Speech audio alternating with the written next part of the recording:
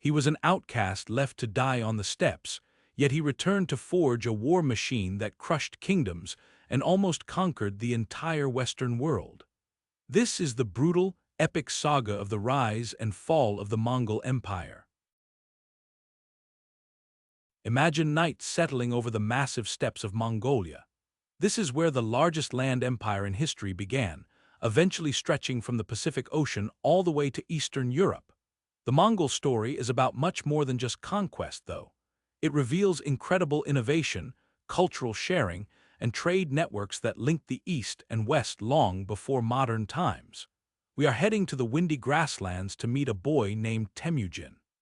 Born into poverty while clutching a blood clot, he would rise up to become the universal ruler, Genghis Khan. In this harsh wilderness, we will see the birth of an empire that changed human history forever. On the Mongolian plateau around the year 1162, a legend began with the birth of a child to Yesujay, a minor chieftain of the Borjigin clan, and his wife Holun. They named the boy Temujin, honoring a Tatar leader his father had recently captured. At that time, Mongolia was not a unified nation, but a chaotic patchwork of nomadic tribes, including Tatars, Merkits, Naimans, and Karaits, locked in an endless cycle of raiding, alliances, and betrayal. Life on the steppe was brutally unforgiving, with winter temperatures dropping to 40 degrees below zero and summer droughts often wiping out the livestock essential for survival. In this harsh environment, only the most resilient could endure. From a very young age, Temujin mastered the essential skills of a nomadic warrior, learning to ride at a full gallop before he could even walk and shooting a bow from the saddle with lethal precision. He learned to go days without food or shelter, yet even by the rugged standards of the steppe, his childhood was exceptionally tragic. When he was just 9, his father took him to the family of his future bride, Bort, to arrange their marriage, leaving him there to be raised by his in-laws according to custom. However, on the journey home, Yesujay shared a meal with a group of Tatars who recognized him as an enemy and poisoned him. As he lay dying, the chieftain sent a trusted friend to retrieve his son. Following his father's death, the clan abandoned Temujin's family, refusing to follow a mere child. They told his mother that the deepest water dries up and the brightest stone crumbles, stealing the ancestral herds that were their only means of survival. Left without protection or resources, the widow and her children were forced to live as outcasts on the fringes of tribal society, surviving on roots, berries, and small game. An old Mongolian proverb says that, when the master dies, the servants scatter like drifting smoke, and when the mother tree falls, the saplings cannot stand alone, which seemed to be the fate of this discarded family. This period of crushing poverty forged Temujin's character. Alongside his mother and siblings, he learned to hunt marmots and fish, and they wore clothes stitched together from the skins of field mice. When all outside support vanished, he found strength in family loyalty. His mother, a woman of immense resilience, taught her children that their only hope lay in absolute unity, demonstrating that while a single arrow breaks easily, a bundle of arrows remains unbreakable. However, tragedy continued to follow the boy. Around the age of 12, he killed his half-brother Bektor during a dispute over hunting spoils. While this established his dominance within the family, he had to live with the severe consequences of spilling fraternal blood, one of the worst crimes in their society. Shortly after, disaster struck again when the Taichiad clan, former followers of his father, captured Temujin and locked him in a wooden slave collar. For days, he was paraded from yurt to yurt as an object of mockery. Yet, one night during a celebration, he saw his guards were distracted, smashed his collar against a rock, and fled. A pursuer named Sorkin Shira spotted him hiding in the river shallows but mysteriously chose to show mercy and not reveal his location. Temujin never forgot this act and would later reward the man when he rose to power. Even in these dark times, the future ruler was learning the balance of kindness and cruelty that would define his leadership. After escaping, he reunited with his family and soon sought out his betrothed, Bort. Their marriage forged an alliance with her tribe, the Anjarat, giving him his first political foothold. As a wedding gift, he received a magnificent black sable coat, a treasure he immediately put to strategic use. Realizing that a man without allies on the steppe was as good as dead, Temujin traveled to find Togrul, the Khan of the Khwarezms and his father's blood brother. Presenting the sable coat as a gift, the young leader secured Togrul's support, famously declaring, "I will be your right hand, and together we will unite the felt tent-dwelling people." This alliance came just in time. Shortly after the wedding, Merkit warriors, enemies who had once kidnapped his mother, raided his camp and stole his new wife in an act of revenge. With the backing of the Khwarezm Khan and the help of his childhood friend and future rival, Jamaka, Temujin launched his first military campaign and successfully rescued her. Bort's return was joyous but complicated. She was pregnant, and the child, Jache, would always bear the stigma of uncertain paternity. Nevertheless, Temujin claimed the boy as his own, showing a pragmatism about family that would later extend to his empire building. Throughout his life, he valued competence and loyalty far more than birth or background, a revolutionary idea in their deeply hierarchical society. Following the victory against the Merkits, Temujin's reputation soared. He showed a unique ability to attract followers through personal loyalty rather than traditional tribal connections. Breaking with custom, he promoted men based on merit instead of family ties, offering power to anyone who proved their worth, even former enemies. This radical meritocracy drew talented and ambitious men from less prestigious clans to his banner.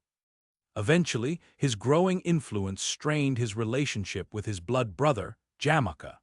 The two men represented opposing ideals. Jamaka upheld the traditional aristocracy, while Temujin built a new system based on loyalty and merit.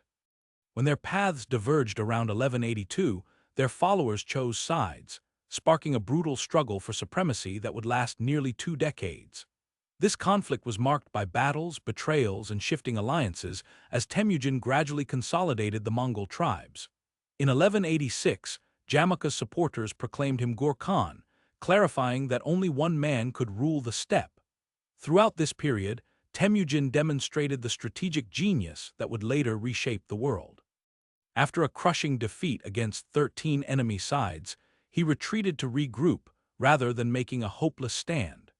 He systematically built alliances with his rivals' enemies, including the powerful Khwarezms under his father's old ally. When those relationships soured, as they did with Togrul around 1203, Temujin ruthlessly eliminated former supporters who stood in his way. By 1206, after decades of warfare and political maneuvering, he achieved the impossible, the unification of all the Mongol and Turkic tribes of the steppe. At a great assembly known as a Kurultai, held near the sacred mountain of Burkhan Khaldan, the tribal leaders raised him on a felt carpet and proclaimed him Genghis Khan, the oceanic ruler and supreme leader of a unified Mongol nation. The boy who had been left to starve was now the unchallenged ruler of the largest nomadic confederation in history. His former blood brother Jamaka, finally captured after years of conflict, refused an offer of reconciliation and requested a noble death without bloodshed. Genghis honored this request by having his back broken, burying his remains with honor in a final tribute to the man who had been both his greatest friend and most dangerous rival. At the Kurultai, Genghis Khan immediately began transforming this tribal confederation into a disciplined state. He established the Yasa, a legal code that standardized laws across all tribes. He reorganized the military into a decimal system, creating units of 10, 100, 1,000, and 10,000, which broke up traditional tribal groupings. He set up a bureaucracy and a corps of arrow messengers capable of rapidly transmitting commands across his vast territory. Most significantly, he dismantled the old tribal aristocracy, replacing it with a new elite based on service to him. The sons of defeated chiefs were often executed or marginalized, while loyal followers received positions of authority regardless of their origins. He even created a personal elite guard, the Keshig, whose members would become his most trusted generals and administrators. At 44 years old, Genghis Khan had completed the journey from outcast to emperor, but he was not content to rule only the Mongols. Addressing the leaders at the Kurultai, he declared, I have risen from the brown earth to the throne of gold. I intend to bring the entire world under my hoofbeats. The assembled warriors, hardened by decades of civil war, now looked beyond the steppe to the settled civilizations surrounding them. The wealthy but fractured kingdoms of China to the south, the Muslim empires to the west, and the distant lands of Europe. With a unified people and a military machine honed by years of conflict, the Khan prepared to launch the greatest series of conquests the world had ever seen. The nomad had become an emperor, and the world was about to witness the terrifying efficiency of the Mongol war machine. As Genghis Khan looked toward the horizon, the vast empires beyond the steppe had no idea that a storm was gathering, a storm that would forever alter the course of human history. As the dust settled on the Great Kurultai of 1206, the unification of the tribes was not the end, but merely the beginning. With the steppe united under his banner, the new Khan turned his gaze toward the sedentary civilizations that had looked down on nomads as barbarians for centuries. Little did they know that the crucible of tribal warfare had produced the most devastating military force the medieval world would ever encounter. The army Genghis Khan unleashed was not just a collection of skilled warriors. It was a revolutionary system designed for conquest. Every aspect of this force combined refined steppe traditions with innovations that transformed warfare. At the core of this military was the horse archer, arguably the most formidable warrior of the pre-modern era. Born to the saddle, these men learned to ride before they could walk and trained with the bow from early childhood. By adulthood, a warrior could hit a target while galloping at full speed, release multiple arrows in rapid succession, and maneuver with a precision that infantry armies could barely comprehend. Their primary weapon, the composite bow, was a technological marvel constructed from laminated layers of wood, horn, and sinew that outranged most contemporary weapons. With a draw weight of over 160 pounds and an effective range of 300 yards or more, these archers could strike enemy formations long before they could retaliate. Each fighter carried 2 or 3 bows and up to 60 arrows, including specialized armor-piercing tips for heavily armored foes. Genghis Khan organized this lethal force into a decimal system that overrode tribal loyalties, grouping warriors into precise units of 10, 100, 1,000, and 10,000. This structure allowed for exceptional control and communication across complex battlefields. Crucially, it created a meritocracy where leadership depended on skill and loyalty rather than birth, allowing the most talented fighters to rise through the ranks. Discipline was absolute. The penalty for desertion, failing to save a comrade, or hoarding plunder was death. Yet this strictness was balanced by generous rewards, as warriors received a larger share of the spoils than soldiers in almost any other army, fostering intense loyalty. As one Persian chronicler noted, "Each man is worth more than 10 of their enemies, for they all profit when they win and all die when they lose." While their tactical brilliance was unmatched, Genghis Khan understood that wars were also won in the mind. He elevated psychological warfare to an art form, using terror as a calculated strategic weapon. Before attacking major kingdoms, his forces would systematically destroy smaller settlements that resisted while sparing. Any settlements that surrendered immediately, however, faced a different fate. Their survivors were frequently absorbed into the Mongol ranks to serve as auxiliary troops or dispatched to the front lines to spread terrifying rumors. These refugees acted as harbingers of doom, creating a tidal wave of panic that arrived well before the main army. As stories circulated about leveled cities and massacred populations, many subsequent targets chose to capitulate instantly rather than attempt a defense. This fearsome reputation was carefully cultivated through calculated public displays of extreme violence. For instance, after capturing the Tangut city of Wahai in 1209, the Mongols executed the defending general by pouring molten silver into his eyes and ears. This gruesome spectacle was designed not just as a punishment, but as a broadcast message intended to travel faster than any soldier could march. Yet this terror was applied with a cold, strategic restraint. Cities that opened their gates without a fight were typically spared, with their skilled artisans and craftsmen conscripted for the empire rather than put to the sword. Existing local governments were often left in place under the Khan's supervision, creating a powerful incentive to submit.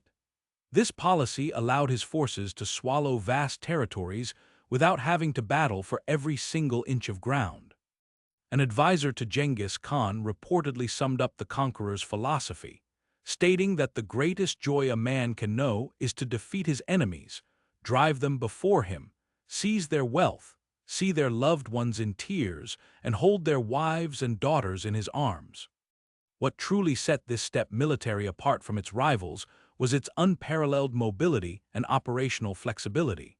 While European medieval armies sluggishly covered 10 to 12 miles a day, these horsemen could traverse 60 to 100 miles when the situation demanded it. Every warrior managed a string of 3 to 5 horses, swapping mounts frequently to keep them fresh. Because they didn't rely on slow-moving supply wagons, the Khan's armies could materialize seemingly out of thin air, striking before defenders could even organize. Instead of using static battle lines, these nomadic warriors mastered fluid, dynamic tactics. Their signature move was the feigned retreat, a maneuver where they pretended to flee in panic, drawing enemy forces into a disorganized chase before whipping around to surround and slaughter them. At the Battle of the Kalka River in 1223, Russian forces chased what they believed was a broken Mongol unit for 9 days, stretching their lines until they were vulnerable and completely annihilated by the turning steppe fighters. Genghis Khan's generals were also experts in envelopment, using synchronized movements to circle enemies from all sides. During the Battle of Yehuling in 1211 against the Jin dynasty, his forces split into 3 separate divisions, attacking from unexpected angles to trap the numerically superior Jin army in a devastating stranglehold. Unlike many other powers of the time, these nomadic conquerors were incredibly adaptable. When they faced the unfamiliar challenge of China's walled cities, they didn't give up. They simply absorbed Chinese siege expertise. They recruited local engineers, learned to build catapults and trebuchets, and developed creative tactics like diverting rivers to wash away city fortifications. This adaptability even extended to the water. Despite coming from a landlocked steppe, Genghis Khan's successors would eventually construct navies to attack Japan and Java, though with less success than their campaigns on solid ground. The first settled civilization to experience the full weight of Genghis Khan's unified military was the Western Xia, a sophisticated Buddhist kingdom that guarded key trade routes between Central Asia and China. In 1205, just prior to the gathering that named him Genghis Khan, Temujin began raiding Tangut lands to test their responses. The full-scale invasion launched in 1207, establishing a pattern that would define future wars. Initial resistance was met with crushing force. When the Tanguts refused to submit or pay tribute, the Mongols systematically dismantled their fortified cities, flooding defenses and deploying Chinese siege engines against major strongholds. By 1210, the Western Xia ruler surrendered, accepting the status of a vassal and agreeing to provide troops for the Khan's future wars. With this initial conquest complete, Genghis Khan immediately pivoted toward a much bigger prize, the Jin dynasty ruling northern China. The campaign against the Jin began in 1211 with a 3-pronged invasion that caught the defenders completely off guard. Even though the Jin commanded a massive standing army of over 1 million soldiers and possessed vastly superior resources, they could not counter the speed and tactical genius of the steppe warriors. At the pivotal Battle of Yehuling, a Jin army of over 500,000 clashed with roughly 100,000 of Genghis Khan's troops. Through a series of fake retreats and flanking maneuvers, the nomads split the Jin forces and destroyed them piece by piece, killing an estimated 60,000 enemy soldiers while suffering very few casualties themselves. Following this crushing victory, the Khan's troops spent the next several years systematically taking down Jin cities. The Jin capital, Zhengdu, finally fell in 1215 after a brutal starvation siege. When the city surrendered, the conquerors executed the officials and officers before looting the city so thoroughly that refugees later described streets slippery with human fat from the ensuing slaughter. Although the final destruction of the Jin would not happen until after Genghis Khan's death, his campaigns had fatally broken the empire. One of the most impressive aspects of Genghis Khan's leadership was his ability to manage wars on multiple distant fronts at the same time. Even while fighting the Jin, he sent forces westward to subdue the Khwarezmian Empire, which controlled much of Central Asia. Led by his brilliant general Jib, known as the Arrow, Mongol forces invaded Khwarezmian territory in 1216. Instead of relying only on brute force, Jib used political strategy, forming alliances with unhappy vassal rulers and religious minorities who were oppressed under the current regime. This mix of military pressure and political maneuvering caused the empire to collapse rapidly by 1218, adding huge swaths of land to the Mongol domain. Conquering the Khwarezmian had massive strategic importance because it pushed Genghis Khan's borders right up to the powerful Khwarezmian Empire in Persia. This expansion gave his realm control over the profitable east-west trade routes that had operated for centuries. Merchants who once had to pay taxes to a dozen different petty kings now dealt with a single authority, foreshadowing the Pax Mongolica that would eventually link the far corners of Eurasia. Behind the dramatic tales of battles and sieges lay perhaps the greatest innovation of these conquerors, a logistical system that was centuries ahead of its time. While other armies were tethered to slow supply trains that could be easily attacked, the steppe forces lived off the land with incredible efficiency. Each warrior carried preserved foods like dried meat, paste, and yogurt that could keep him fed for days without needing resupply. In emergencies, they would drink blood from their horses' veins, making small incisions that didn't permanently damage their most valuable military asset. Their felt tents offered shelter in any weather, and their light equipment load allowed them to move at speeds that baffled enemy intelligence. Information gathering was another pillar of the Khan's success. Before launching a major campaign, Genghis Khan would send out waves of merchants, spies, and diplomats to gather detailed dossiers on potential targets. These reconnaissance missions mapped the terrain, identified key forts, assessed political cracks that could be wedged open, and even cataloged the personalities of enemy leaders to predict how they would react under pressure.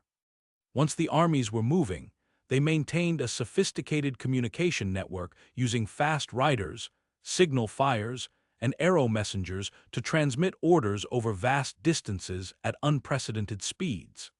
This allowed Genghis Khan to coordinate separate army groups that were hundreds of miles apart, bringing them together with a timing that repeatedly caught enemies by surprise. The military brilliance of these conquests, however, came with a staggering toll on human life. Chronicles from the time claim that the wars in northern China reduced the population by tens of millions. While modern historians believe those specific numbers might be exaggerated, archaeological evidence confirms that vast areas were abandoned and the population plummeted. Beyond the direct deaths from combat, these invasions triggered famine and disease as agricultural infrastructure collapsed. In parts of northern China, farmland reverted to forest or pasture as the peasant workforce was killed or fled. Similar devastation would later strike Central Asia and the Middle East, where complex irrigation systems built over centuries fell into ruin after the conquests. Yet there was a cold, strategic logic behind this destruction. For Genghis Khan, depopulated regions served as grazing lands for his horses, effectively converting farmland back into pasture to sustain the nomadic lifestyle and military power of his people. As one scholar noted, in a very real sense, they were not conquering the land so much as harvesting it. By 1219, only 13 years after uniting the tribes, Genghis Khan ruled an empire that stretched from the Pacific Ocean to the doorstep of the Islamic world. The Western Xia were subjugated, the Jin dynasty was crumbling, and the Khwarezmian had been absorbed. However, the greatest challenges and most destructive campaigns were still to come. As the great Khan gathered his armies on the border of the Khwarezmian Empire, he sent a message to Shah Mohammed that displayed both his confidence and his worldview. "I am the master of the lands of the rising sun, while you rule those of the setting sun. Let us conclude a firm treaty of friendship and peace." The Shah's response to this offer would trigger one of the most catastrophic military campaigns in history, as the steppe war machine prepared to descend upon the Islamic world with a fury never seen before. The nomads, once dismissed as barbarians by their civilized neighbors, had proven they were masters of warfare on a scale that would reshape continents. As we look back, it is striking to consider how this military revolution, built on horseback archery, psychological terror, and brilliant command, would transform the world in ways that still echo today. In the year 1218, as Genghis Khan solidified his grip on northern China and Central Asia, his gaze shifted westward toward a new horizon. The vast Khwarezmian Empire lay before him, a powerful Muslim state covering modern-day Iran, Afghanistan, and much of Central Asia.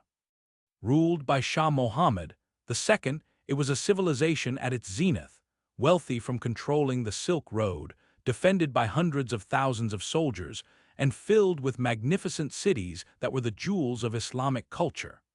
What followed would be one of the most significant collisions in history, the nomadic war machine of the steppes crashing into an established Islamic empire, forever altering the Middle East.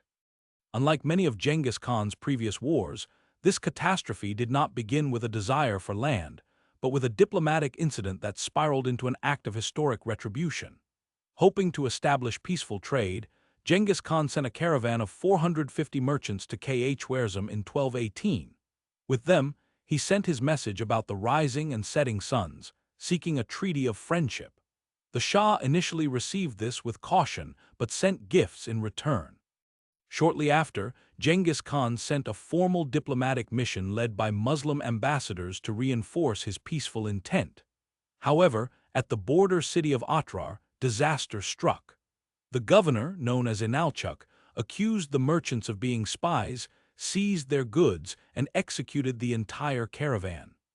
When the subsequent diplomatic mission arrived to investigate this outrage, the Shah had all but one of the ambassadors executed and burned off their beards, a deeply offensive act in Mongol culture.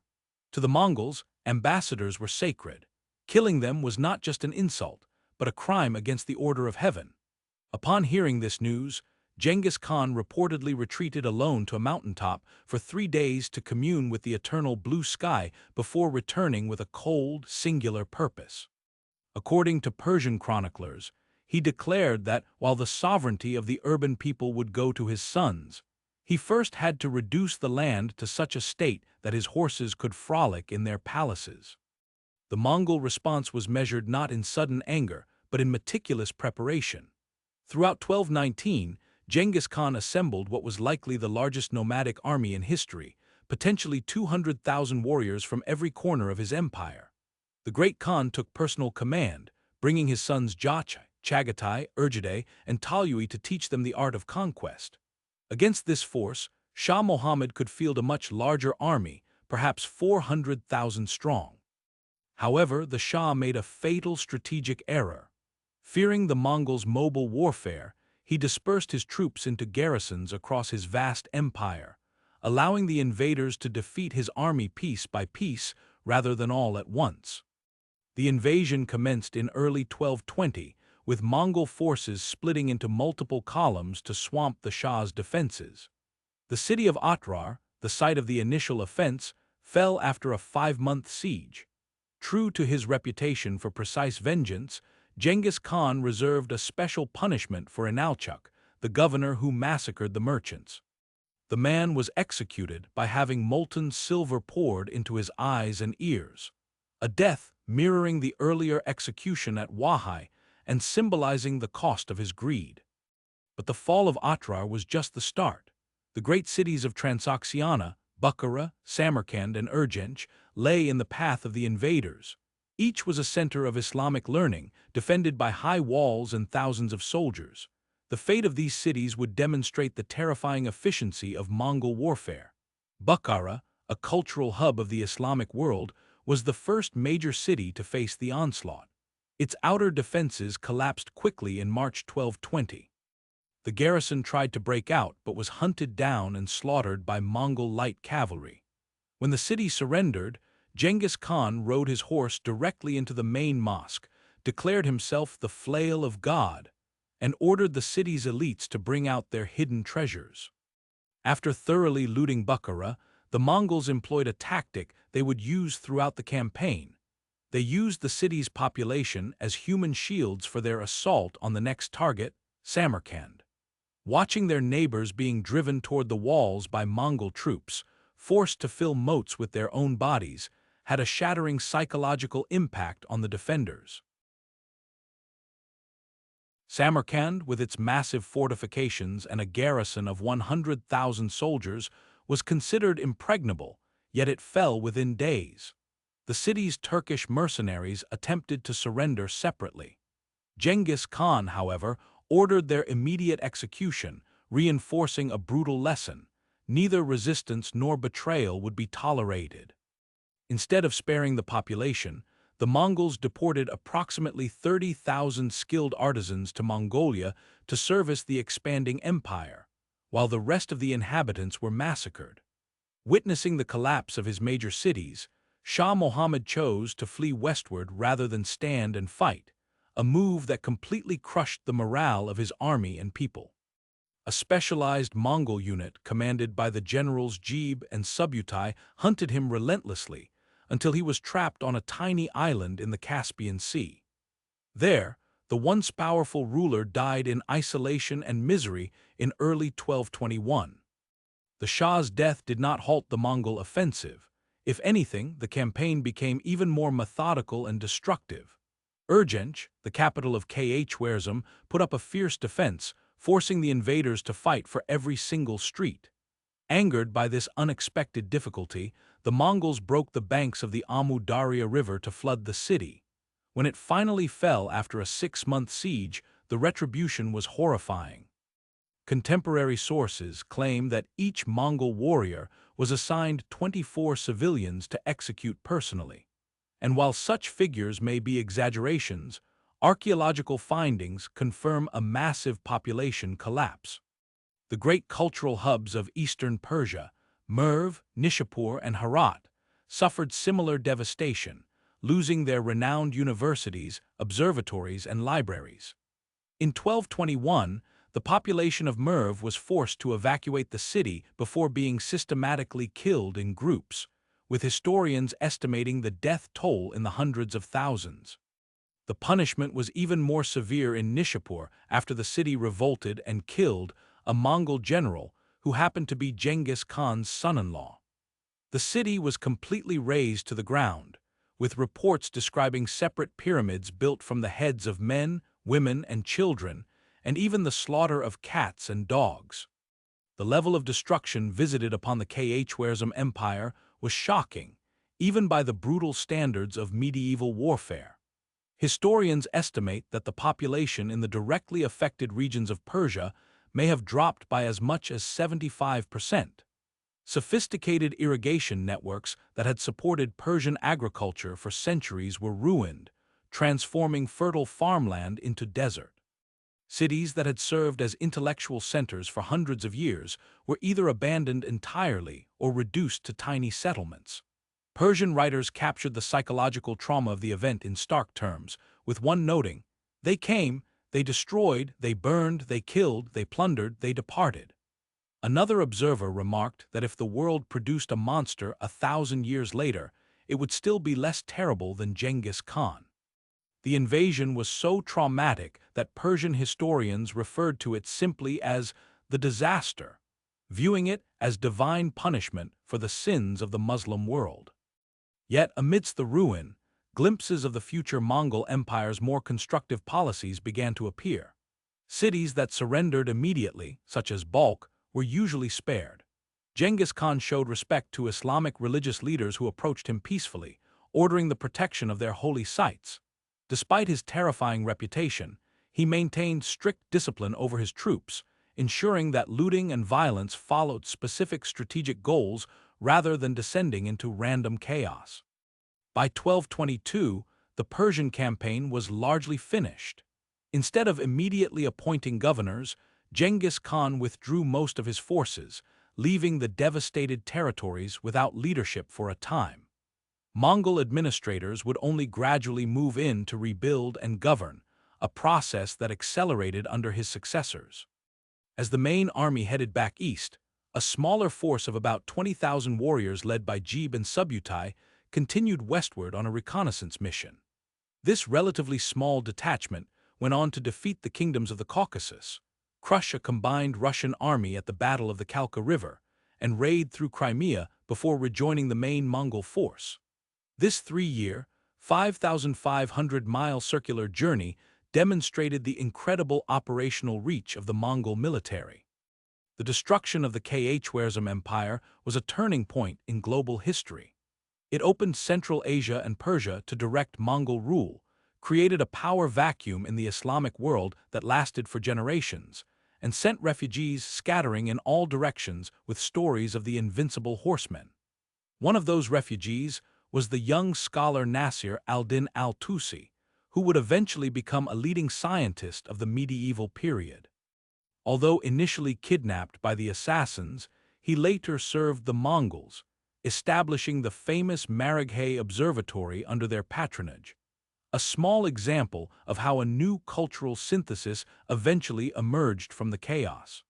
For Genghis Khan himself, the Khwarezm campaign represented the pinnacle of his military career and a testament to his strategic vision. Despite being in his 60s, an old man by the standards of his time, he personally led his armies across thousands of miles of Asia's most difficult terrain. He dismantled one of the most powerful empires in the Islamic world in less than 2 years, sending a clear message to all rulers: submit or face annihilation. As he returned from Persia, his focus shifted back to China to deal with unfinished business regarding the Jin dynasty and the Western Xia. However, he had established the template for Mongol conquest, a mix of overwhelming force, calculated terror, and political pragmatism that would drive the empire's future expansion. The campaign also revealed a fundamental truth about the Mongol Empire under Genghis Khan. Unlike many conquerors who simply wanted to rule existing states and collect taxes, the Mongols were willing to completely transform the societies they defeated to suit their nomadic interests. Cities could be sacrificed, populations relocated, and farmland converted to pasture. This willingness to remake the world, viewing conquest as transformation rather than just occupation, explains both the extreme destructiveness of their invasions and their revolutionary impact on Eurasian civilization. As the survivors began to rebuild their shattered lives, they did so in a new reality where the dynamics of power, trade, and culture had been permanently altered by the horse lords. While trade slowly resumed along the ancient Silk Road under Mongol protection and physical wounds began to heal, the psychological impact shaped Persian literature and history for centuries. This lasting trauma stood as a testament to how thoroughly Genghis Khan had fulfilled his promise of vengeance. But the story of Mongol expansion was far from over. Even as Persia struggled to recover, the shadow of the empire stretched toward new lands in the west, across the Russian principalities and into the heart of medieval Christendom. The next great collision between the nomadic empire and the settled world would take place on the plains of Russia and Hungary. Although Genghis Khan never personally led campaigns into Europe, the groundwork for the invasion was laid during his lifetime. The reconnaissance mission by Gebe and Subutai had provided vital intelligence about the lands beyond the western horizon. By 1236, 14 years after Genghis Khan's death, the empire was ruled by his third son and chosen successor, Ojdai Khan. Under Ojdai's direction, the expansion continued relentlessly.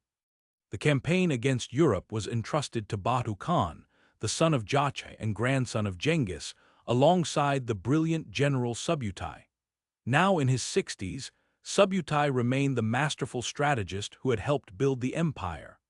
The force assembled for this invasion was not the largest army ever fielded, but it was likely the most disciplined and experienced. Numbering around 130,000 warriors, it included veterans from campaigns across Asia and the Middle East, with commanders trained by Genghis Khan himself. This was no mere raiding party. It was a full-scale invasion force designed to bring European kingdoms under the Great Khan's rule. The invasion began with an attack on the Volga Bulgars in 1236, swiftly conquering this wealthy trading state that controlled regional river routes. From there, the army split into multiple columns to systematically dismantle the principalities of what would later become Russia. The Kievan Rus, a loose federation centered on Kiev, was already weakened by internal conflicts. Prince after prince made the fatal mistake of facing the invaders alone rather than uniting their forces. The great cities of the Rus fell one by one. Ryazan fell after a 5-day siege in December 1237, followed by Vladimir Suzdal and countless smaller settlements. Contemporary writers noted that no one was left to weep for the dead, as entire populations were massacred or fled into the forests.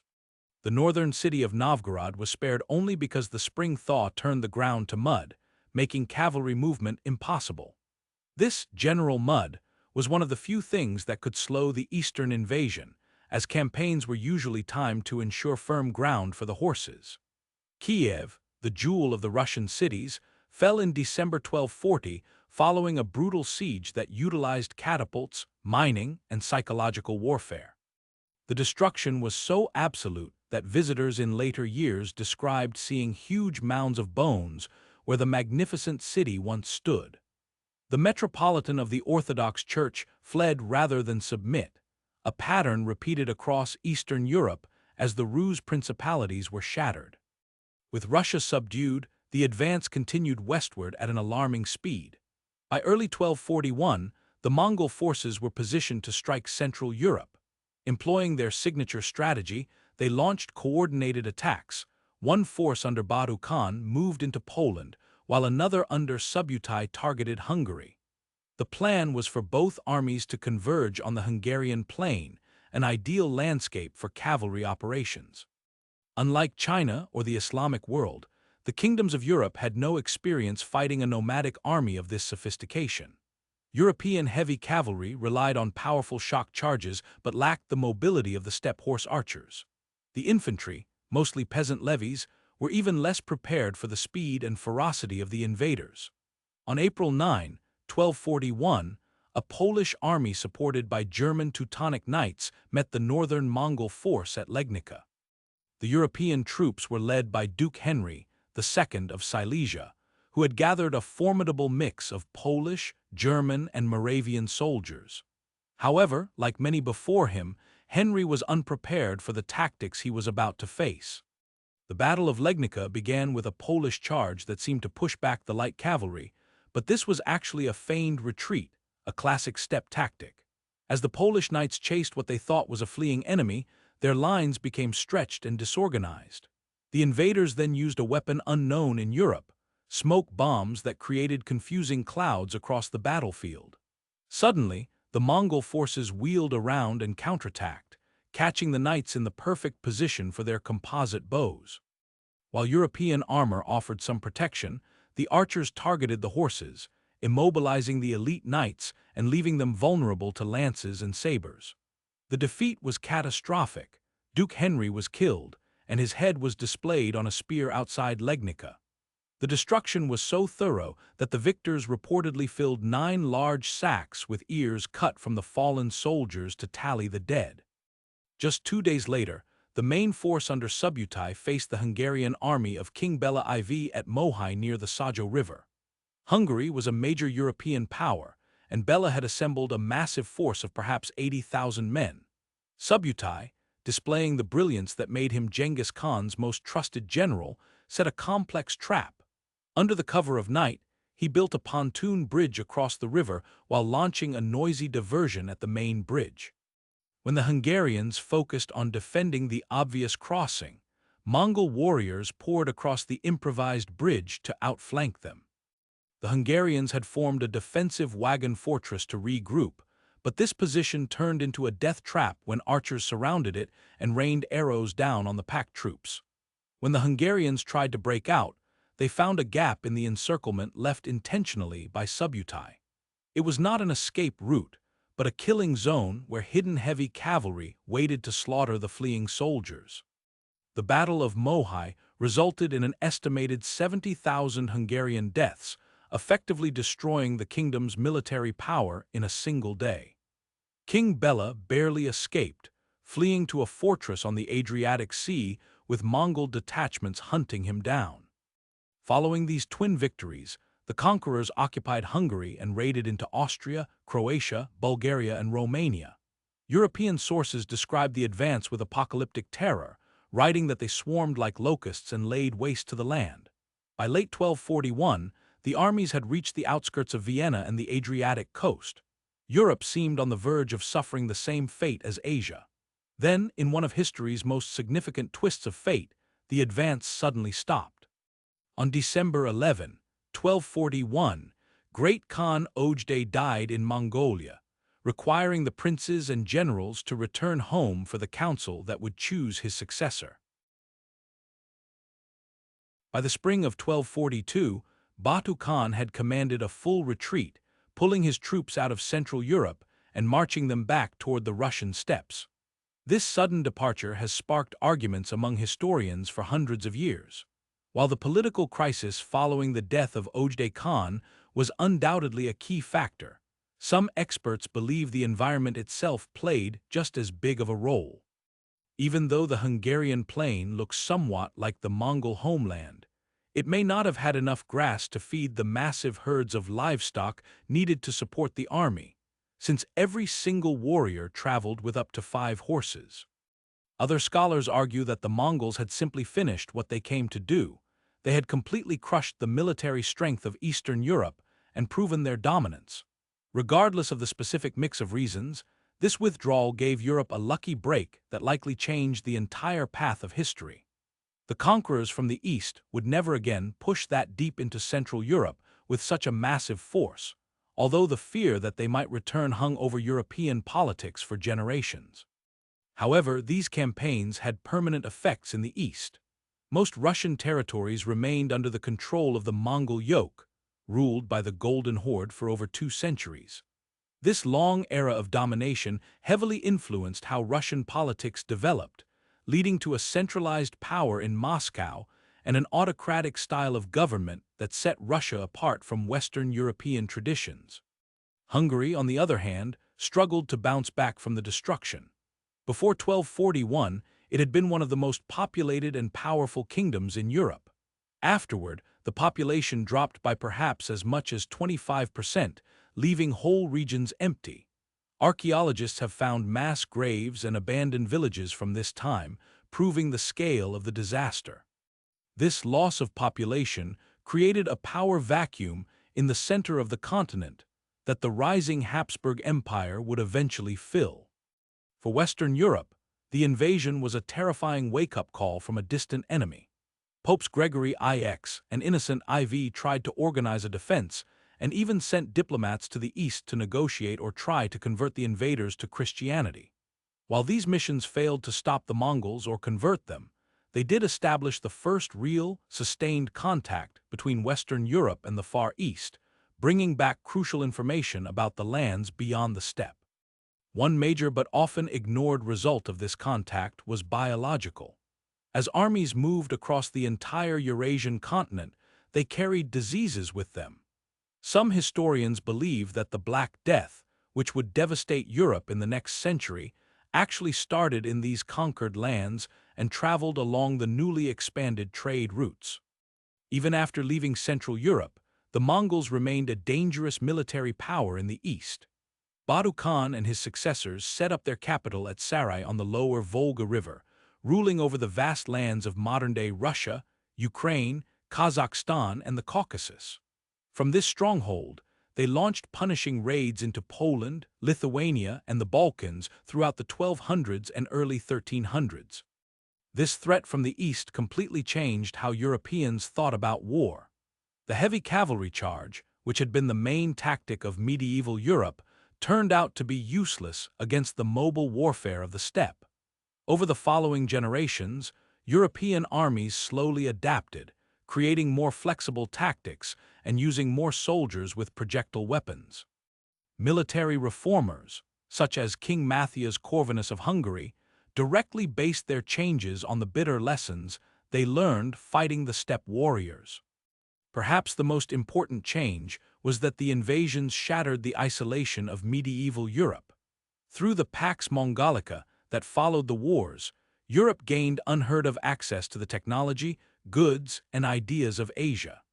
The famous travels of Marco Polo to the court of Kublai Khan would have been impossible without the stability and openness that Mongol rule brought to Eurasia.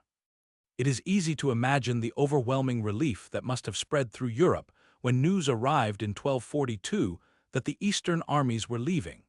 Church bells that had been silent began to ring in cities and villages, and terrified prayers were replaced by thanks for divine rescue.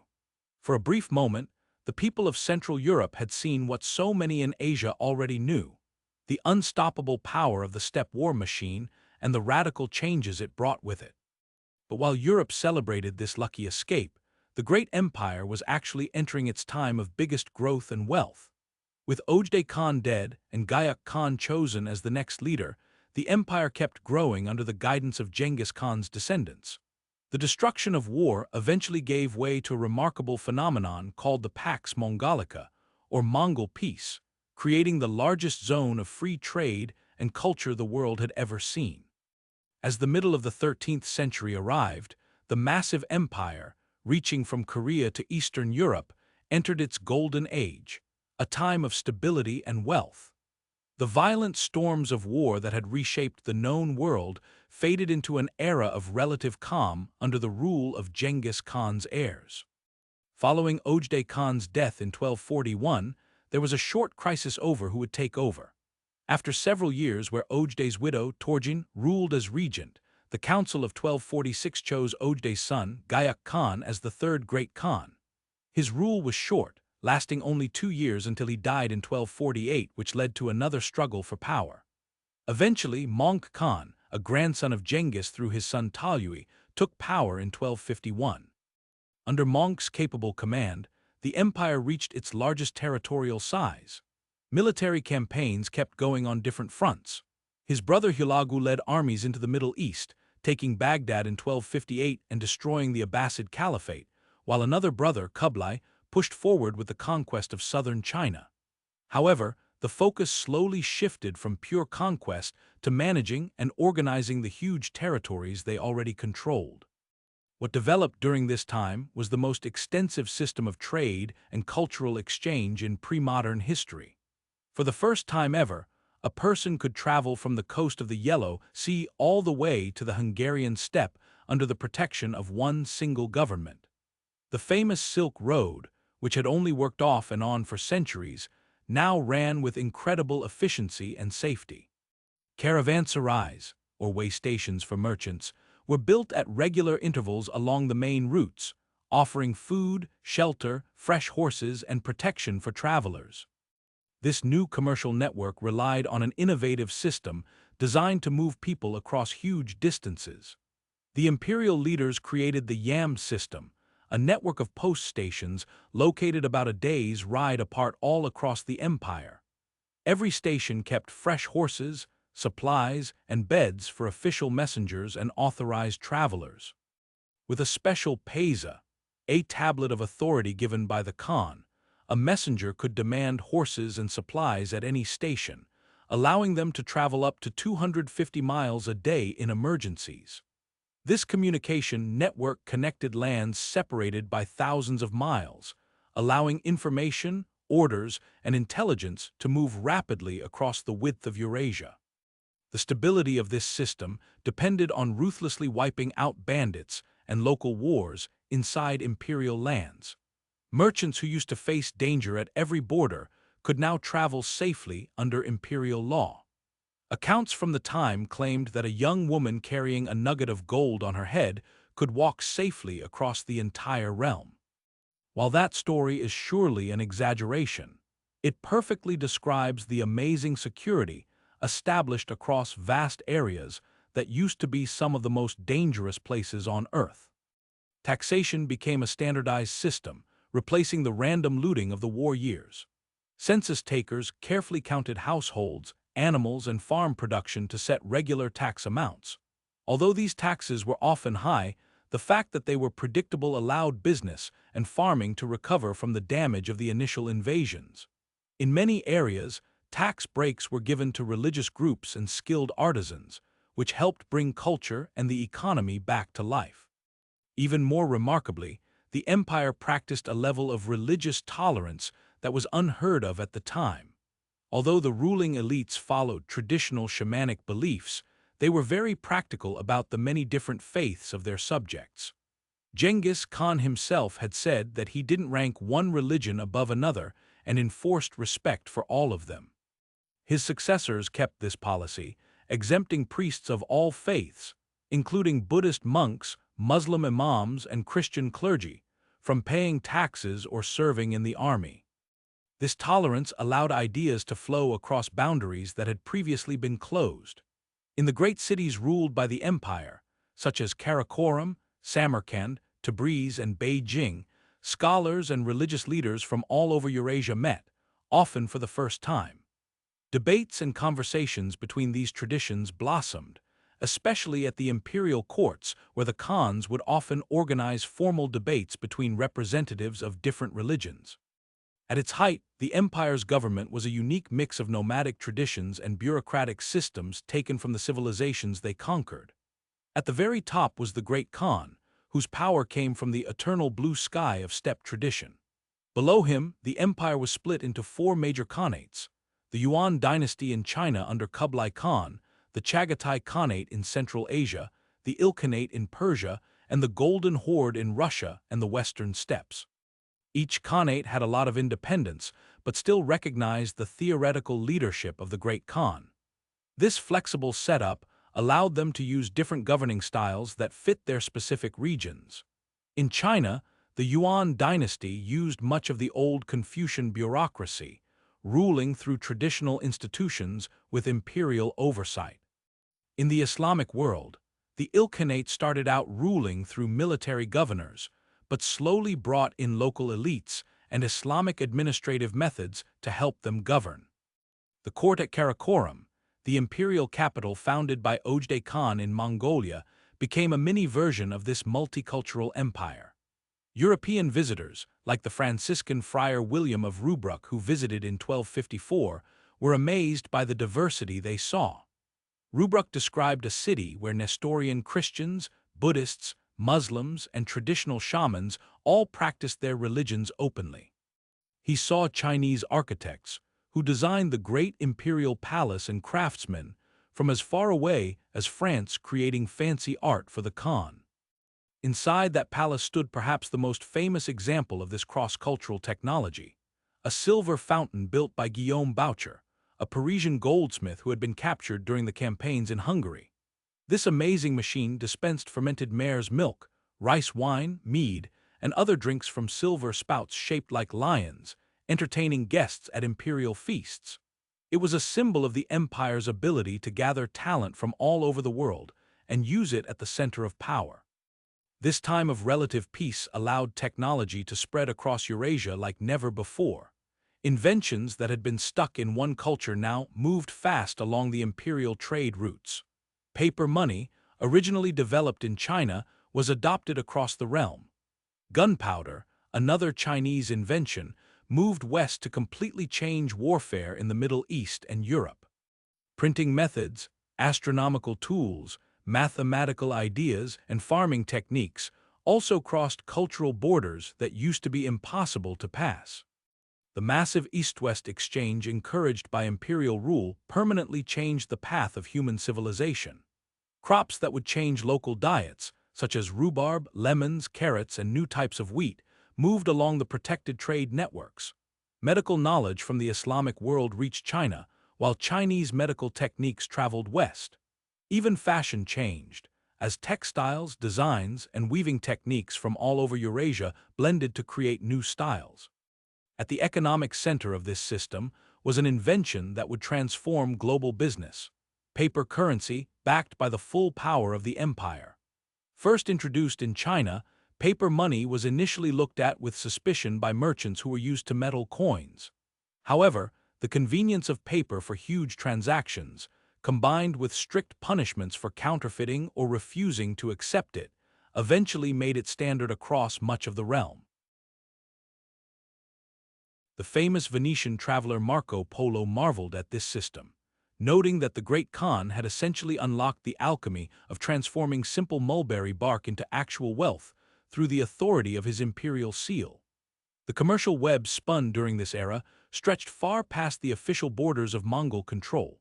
Commodities from the empire found their way to distant markets in sub-Saharan Africa, Scandinavia, and Southeast Asia through indirect supply lines. To access these eastern riches, merchants from Venice and Genoa set up trading posts along the Black Sea, positioning themselves as the essential middlemen in a commercial system that would eventually reshape the European economy. Perhaps the most iconic symbol of this era's unique possibilities is Marco Polo. His legendary journey began in 1271 alongside his father and uncle, both seasoned traders. The young Venetian traveled across the vast breadth of Asia to stand before Kublai Khan in China. By his own telling, he spent 17 years serving the emperor, witnessing the incredible wealth, diversity, and complexity of the Eastern realms firsthand.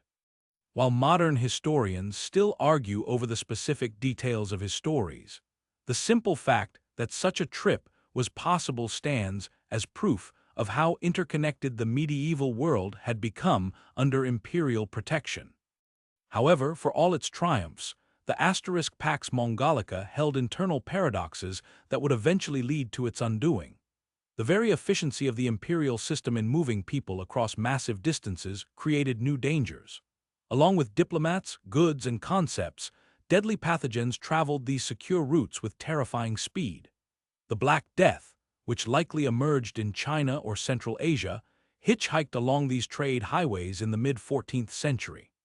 It would go on to wipe out roughly a third of Europe's population and inflict comparable devastation across much of Asia. Another contradiction was found in the friction between traditional nomadic life and settled governance. The empire's initial military success relied on martial skills honed by the rugged lifestyle of the steppes. Yet, as the ruling elite settled into comfortable cities, adopted local customs, and became part of sedentary bureaucratic systems, their military edge began to dull. Future generations of princes, growing up in palaces rather than on horseback, struggled to keep the fierce discipline and toughness that defined their ancestors. Religious friction also intensified. Despite an official policy of tolerance, the Ilkhanate's destruction of Baghdad and the execution of the last Abbasid caliph in 1258 caused deep anger among Muslim subjects. Although later Ilkhans, starting with Ghazan Khan in 1295, converted to Islam, the scars of the conquest took a long time to fade. Similar resentments brewed in China, where the Yuan dynasty under Kublai Khan placed foreign administrators above native Chinese officials, creating a divide that would eventually fuel the dynasty's collapse. Maintaining political unity across such a massive and diverse landscape proved equally difficult. The death of Mongol Khan in 1259 sparked a civil war between his brothers, Kublai and Arik Bok, which effectively shattered the empire's cohesion. Although Kublai won the war, the following decades saw the empire slowly fracture. By the close of the 13th century, the four great khanates operated as essentially separate nations, linked by blood and culture, but following increasingly different political paths.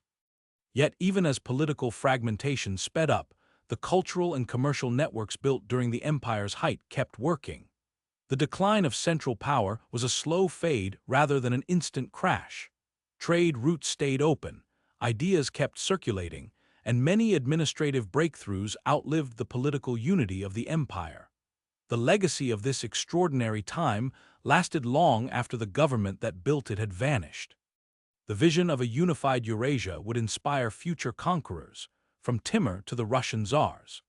The massive trade networks laid the groundwork for the early modern global economy, and the incredible exchange of technology, culture, and ideas permanently changed the course of human civilization. It ended the isolation of regional knowledge and set the stage for the scientific and commercial revolutions that would later transform the globe. Picture yourself as a traveler on the Silk Road during this unique moment in history. Imagine caravans of two-humped Bactrian camels, loaded down with spices, porcelain, and silk, navigating the windy plains of Central Asia. Visualize the energetic markets of Bukhara and Samarkand, where traders from China, India, Europe, and Persia negotiated prices in a dozen different tongues. Think of the scholars in Tabriz and Baghdad studying Chinese astronomical charts alongside Greek medical texts, blending wisdom from far-off traditions into new discoveries. This world, brutal in its creation but incredibly open in its prime, was a rare moment when the walls between civilizations briefly came down. Although maintaining political control over such vast territories and diverse cultures ultimately proved impossible, the dream of a connected Eurasia born in this era resonated for centuries. However, even at the peak of prosperity and power, signs of future trouble were surfacing. The sons and grandsons of Genghis Khan, raised in luxury rather than on the open steppe, began losing the ferocious qualities that made the original conquests possible. Disputes over succession became more frequent and damaging. Within the diverse lands under imperial rule, new forces were gathering strength that would eventually challenge the authority of the great Khan's descendants. The narrative now shifts toward decline. The gradual splitting of the United Empire into separate khanates, the challenges they faced from outside enemies and internal rebellions, and the eventual fading of the world system built by Genghis Khan and his heirs. Yet, this decline, much like the rise before it, would redraw the map of Eurasia and leave a permanent stamp on human history. All great empires eventually face a twilight, and the massive realm created by Genghis Khan was no exception to this rule. Let us now explore how the largest contiguous land empire in history slowly broke apart and dissolved, transforming from a single global superpower into distinct kingdoms with different fates. The roots of this division were planted even while the empire was still expanding.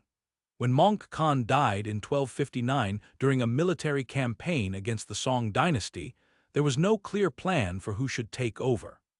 His brothers, Arik Bok and Kublai, both claimed the title, triggering the first major civil war within the royal family.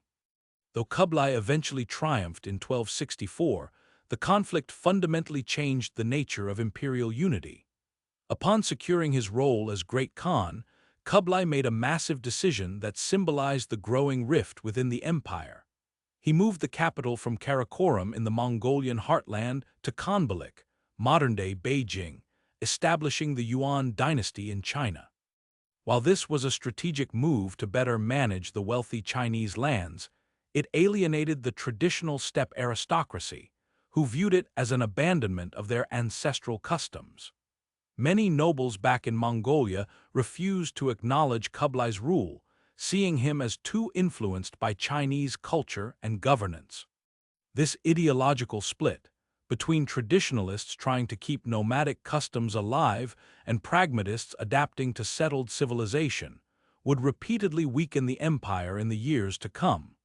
The empire effectively splintered into 4 major khanates, each developing in its own direction. The Yuan dynasty in China under Kublai Khan showed the most dramatic shift towards sedentary life, ruling over the world's most advanced and populous society. Kublai and his heirs adopted many Chinese governing tools while trying to keep their identity as conquerors.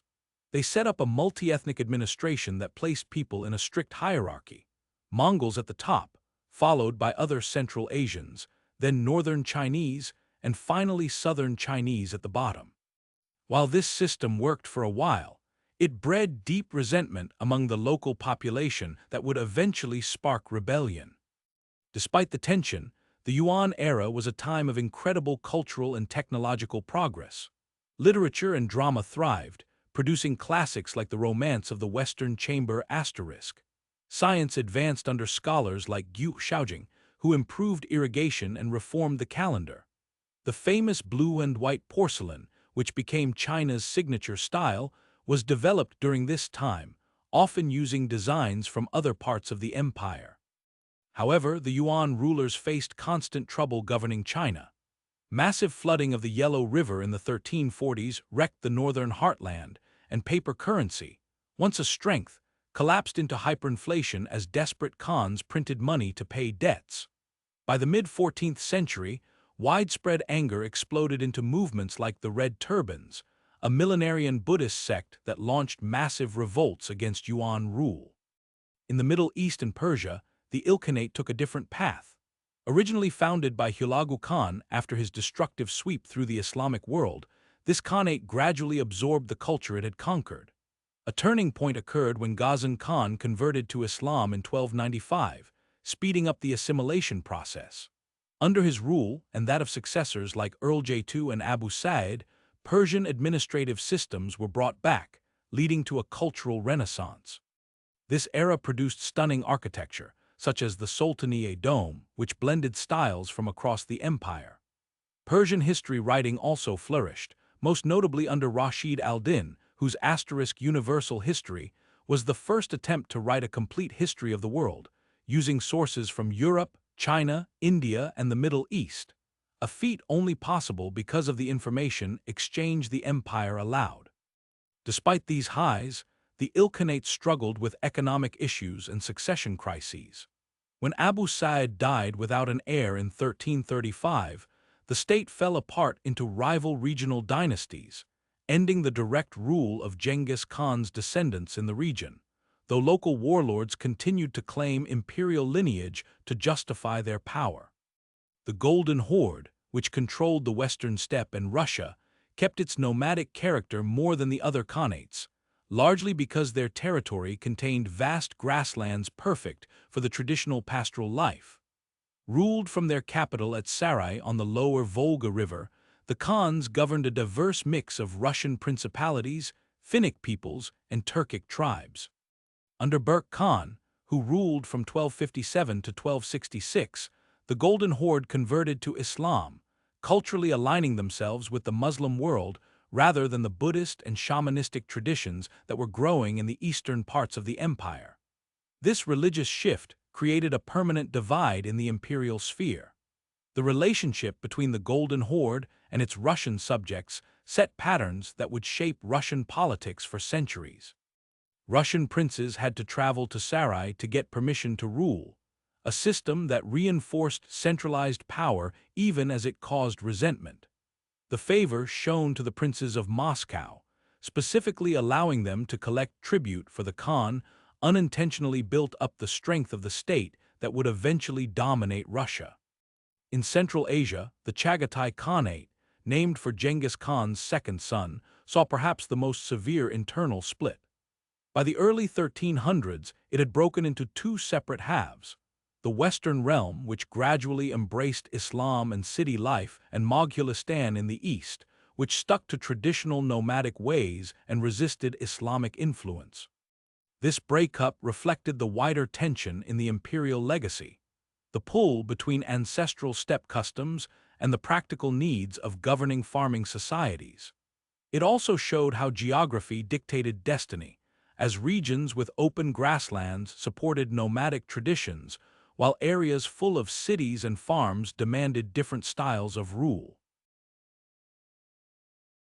Beyond these political fractures, other forces were speeding up the empire's fragmentation. The first was ecological. The late 13th and early 14th centuries marked the start of a global climatic cooling period known as the Little Ice Age. This shift in climate reduced the amount of grass growing across the Eurasian steppe, which undermined the pastoral economy that had originally supported the empire's expansion. Severe droughts and harsh winters shrank the massive herds of horses that served as the foundation of their military power, slowly eroding the tactical advantage steppe warriors had long held over settled societies.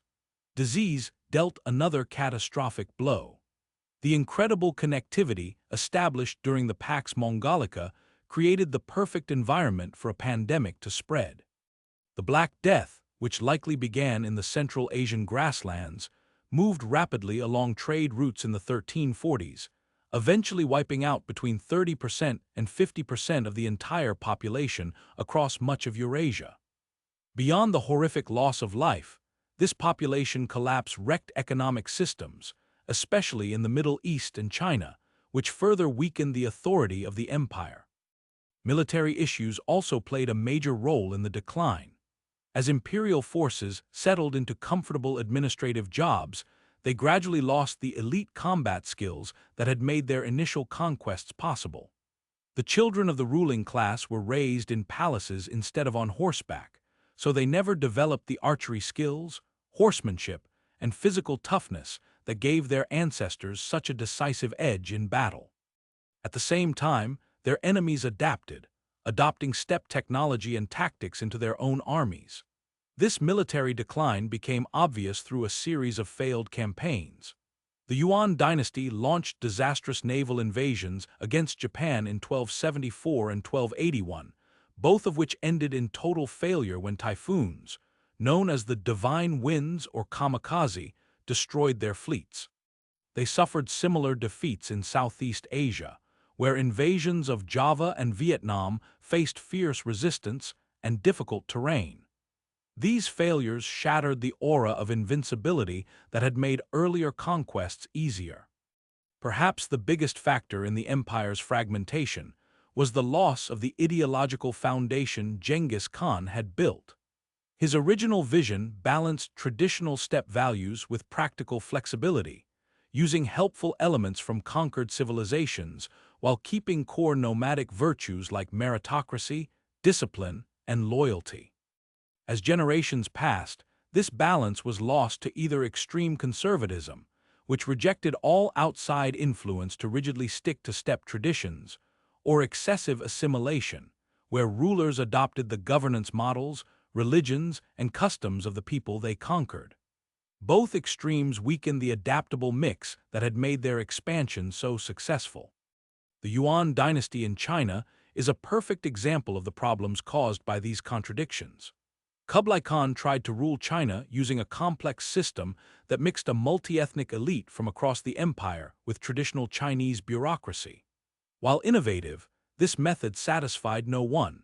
The traditional Mongol nobility felt he was abandoning their ancestral ways, while the Chinese elite resented being second-class citizens in the new hierarchy. By the 1340s, these social tensions combined with currency collapse, natural disasters, and the devastation of the Black Death to create the perfect conditions for rebellion. Zhu Yuanzhang, a peasant of humble origins who joined the Red Turban Uprising, slowly united the rebel forces and marched on the Yuan capital in 1368. The last Yuan emperor fled north to the Mongolian steppe, ending the dynasty's control over China proper and allowing the native Ming dynasty to take over governance for the next 3 centuries. However, the retreat from China didn't end the imperial legacy in East Asia. The Yuan rulers set up the northern Yuan dynasty in their Mongolian homeland, keeping their claim to China for generations and occasionally launching raids to take back lost territory. Meanwhile, their cousins in the Western Khanates continued to rule large parts of the Middle East, Russia, and Central Asia, though their connections to each other became increasingly weak. A fascinating aspect of the empire's decline was how uneven it was. While political unity broke apart relatively fast, the cultural exchanges, commercial networks, and technology transfers established during the empire continued long after central authority faded. Caravans kept moving along the Silk Road, ideas continued to circulate across borders that were once closed, and the dream of Eurasian unity remained a powerful inspiration for future conquerors. Even as the direct rule of Genghis Khan's descendants receded, their impact was still visible in genetic, cultural, and linguistic patterns across Eurasia. Turkic languages spread widely, often replacing older Indo-European tongues in Central Asia, while cultural practices ranging from clothing styles to cuisine showed clear signs of cross-fertilization. Genetic studies of modern populations have revealed the massive demographic impact of imperial conquest and the movement of people it caused. The decline of imperial power looked different in every region.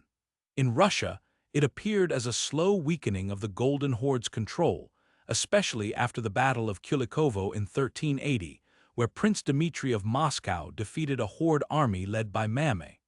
Although the Horde temporarily regained control under Tokhtamysh, this victory marked the start of Russian resistance to steppe domination. In the Middle East, the power vacuum left by the disintegration of the Ilkhanate eventually allowed new powers to rise. Timur, also known as Tamerlane, was a Turco-Mongol conqueror who claimed descent from Genghis Khan through marriage and built a vast but short-lived empire in the late 14th century. His campaigns briefly brought back the terror that accompanied the original imperial expansion, especially in his destruction of Baghdad, Damascus, and Delhi. However, Timur's empire fell apart quickly after his death in 1405, highlighting how hard it was to keep political unity across such huge territories without the organizational genius of Genghis Khan and his immediate successors. In Central Asia, the Chagatai Khanate slowly transformed into a collection of competing Turco-Mongol states. One branch of these descendants, led by Babur, eventually moved south into India to establish the Mongol Empire in the early 16th century, a state whose very name preserved the linguistic memory of their imperial origins. Even in East Asia, where the Yuan retreat from China seemed final, imperial influence stuck around. The Ming dynasty that replaced the Yuan adopted many administrative innovations from the previous era, from paper currency to aspects of the postal system. Continued interaction with the Northern Yuan through both warfare and trade shaped Ming diplomatic and military practices for generations. By the early 1400s, the political structures Genghis Khan established had largely dissolved, replaced by regional successor states with weak connections to the original imperial vision. Yet, the world these successors lived in had been permanently changed by the unprecedented unification briefly achieved under imperial rule. The memory of this unity, a single authority stretching from Korea to Hungary, would influence political imaginations for centuries. Picture the last descendants of these once mighty conquerors still living in the Mongolian grasslands, looking up at the same eternal blue sky that inspired their ancestors. Although their political power had waned, the echoes of their impact continued to resonate across Eurasia in diplomatic practices, trade routes, the exchange of ideas, and the movement of peoples. The decline of history's largest contiguous land empire wasn't a simple story of collapse, but a complex process of transformation. The structures of imperial rule gave way to new political formations that still carried forward many elements of the remarkable synthesis forged during the conquests. Even as direct rule faded, the vision of Eurasian unity first realized under imperial protection continued to inspire later conquerors, from the Mongols of India to the Russian Tsars. However, the final dissolution of the imperial system was still to come. The last remnants of the Golden Horde in Russia, the Northern Yuan in Mongolia, and the scattered successor states of Central Asia would face new challenges in the coming centuries, ranging from the expansion of Russian power across northern Eurasia to the rise of gunpowder empires. Their final fate, and the ultimate legacy of Genghis Khan's extraordinary creation, would unfold across territories stretching from the Pacific Ocean to Eastern Europe, a story of resistance, adaptation, and ultimately transformation in a changing world. As the echoes of imperial glory faded across Eurasia, the fragmented remains of this once mighty realm entered their final chapter. The last days of the great steppe empire unfolded gradually over centuries rather than in a single dramatic crash. Let's trace how the last remnants of this extraordinary historical phenomenon disappeared from the world stage, leaving behind an indelible legacy that still shapes our world today. The fate of each successor state followed a unique path, influenced by local conditions, geography, and the rise of new regional powers. In the easternmost territories, the Northern Yuan dynasty, established by the royal family after being expelled from China, held the closest connection to the original imperial homeland. Retreating to the Mongolian plateau, these descendants of Kublai Khan preserved traditional steppe culture while nursing dreams of retaking China. Their ambitions weren't totally unrealistic. Under Toghan Temur, the last Yuan emperor to rule China, and his successors, the Northern Yuan kept significant military power and repeatedly raided Ming territory for decades. The Ming dynasty had to devote enormous resources to campaigns against this constant threat, building elaborate defensive networks that eventually evolved into the sections of the Great Wall that tourists visit today. The decisive blow to Northern Yuan power arrived in 1388, when Ming forces led by General Lan Yu defeated them at the Battle of Bure Lake. This catastrophic defeat killed much of the remaining imperial nobility and scattered the survivors.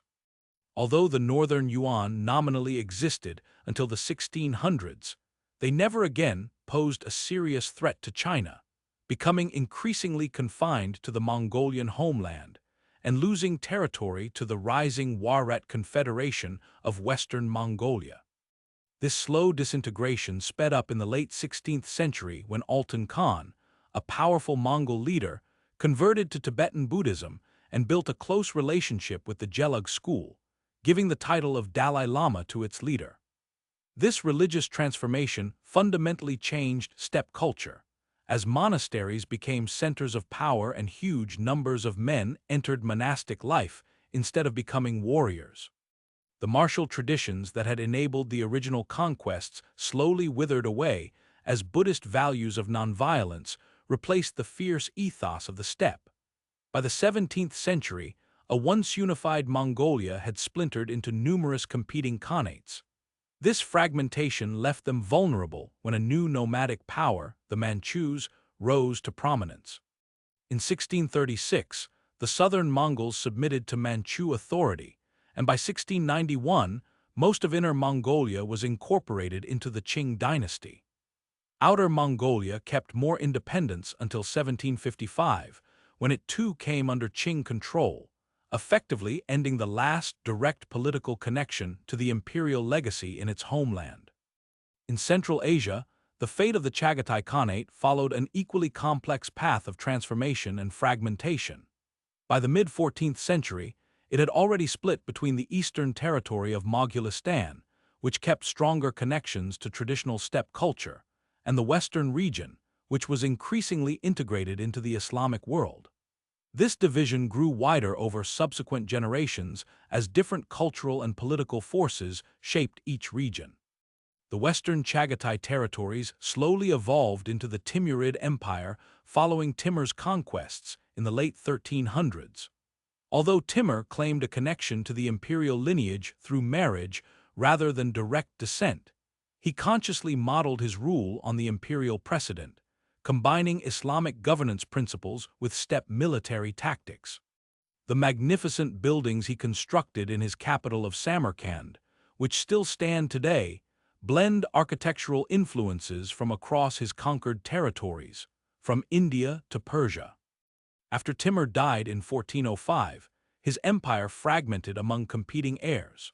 One branch of his descendants under Babur would eventually establish the Mongol Empire in India in 1526, preserving elements of steppe tradition within an increasingly Persianate and later Indian cultural context.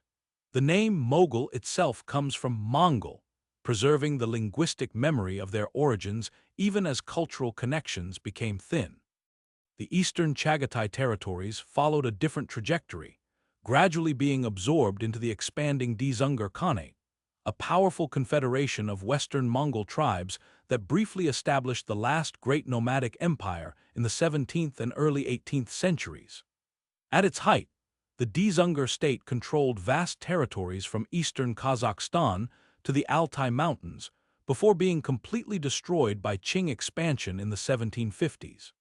The Ilkhanate in Persia had already collapsed by the mid-14th century, dissolving into competing regional dynasties due to succession disputes, economic disruption, and the plague, which fatally undermined central authority. Yet, even as political structures fragmented, cultural synthesis continued. The Timurid and Jalayirid dynasties that emerged from this dissolution preserved and developed the remarkable intellectual and artistic traditions established during the imperial period, with Persian painting reaching new heights. This level of sophistication was achieved by merging Chinese landscape styles with Islamic artistic traditions. During this same period, historical writing thrived, safeguarding vital records from the imperial age, while Persian administrative systems, already tweaked under Ilkhanid rule, influenced government styles all the way from Anatolia to India. By the 16th century, the rise of the Safavid dynasty in Persia created a new regional order built on Shia Islam. Although this new power largely erased the political traces of steppe rule, it absorbed many of the Mongols' cultural and administrative inventions.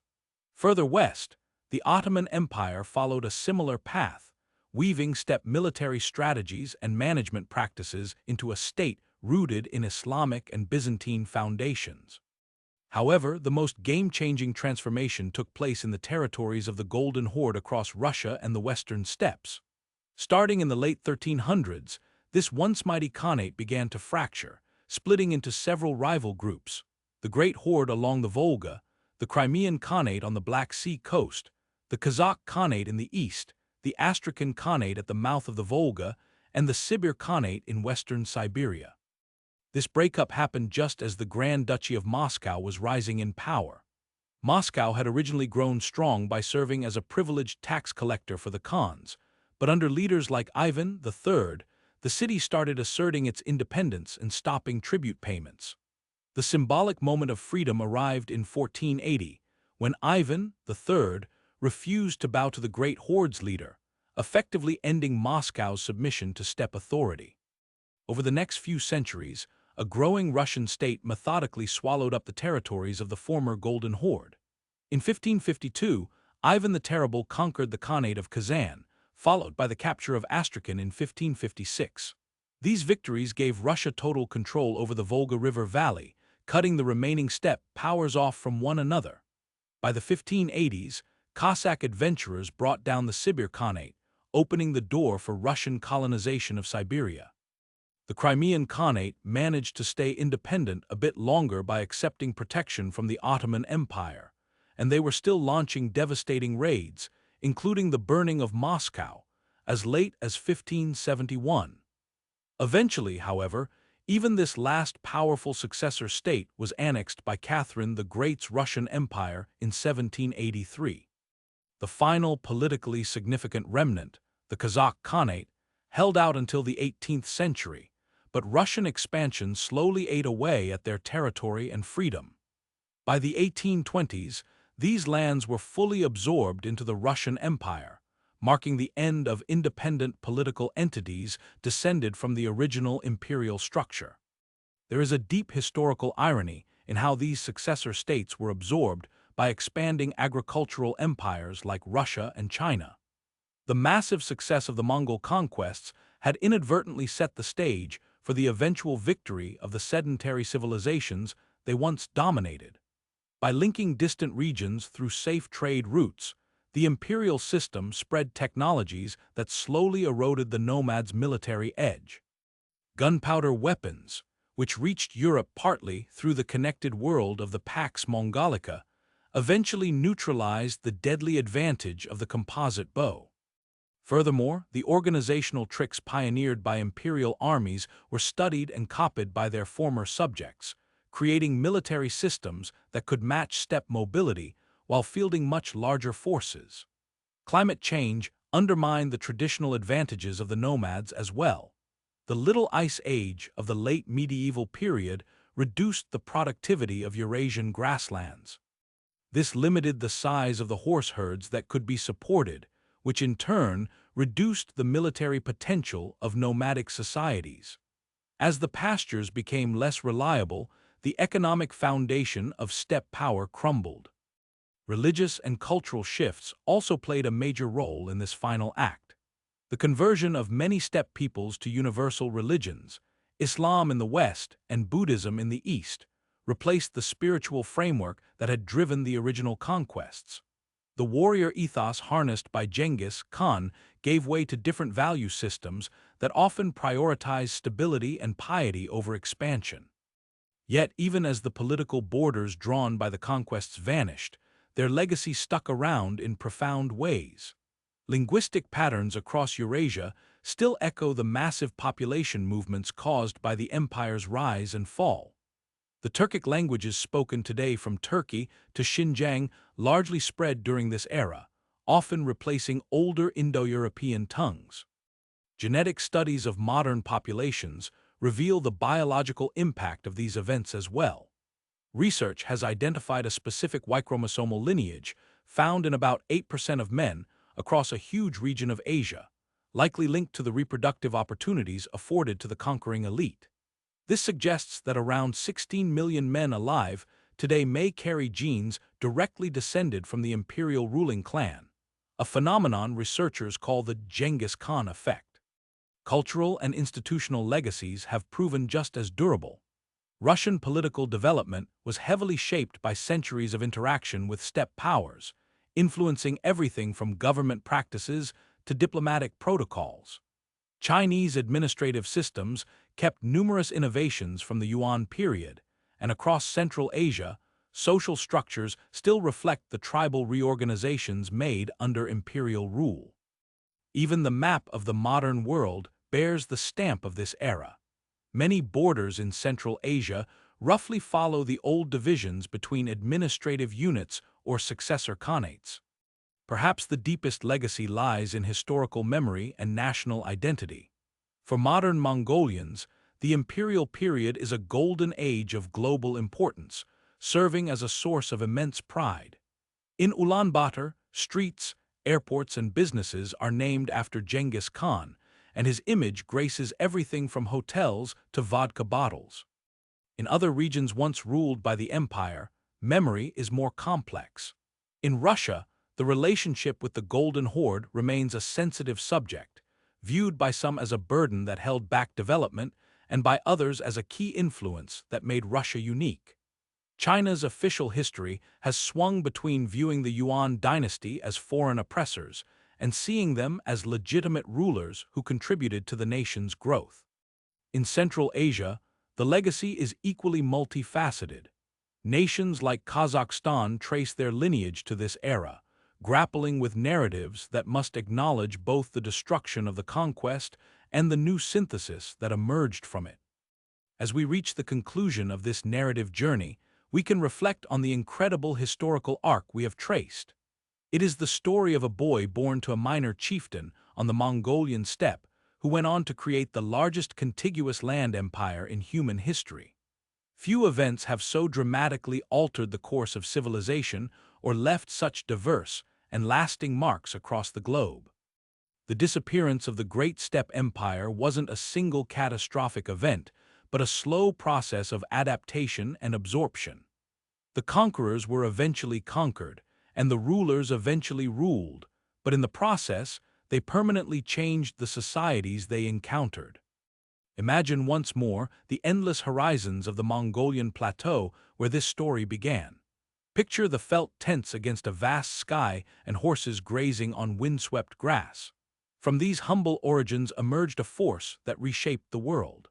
Although the empire has been politically extinct for centuries, it continues to influence our lives in countless subtle ways, from the genes we carry to the borders on our maps. The physical empire created by Genghis Khan has vanished like morning mist, but the connected world it forged remains our inheritance. This is the enduring legacy of the universal ruler who briefly united Eurasia and permanently changed the course of human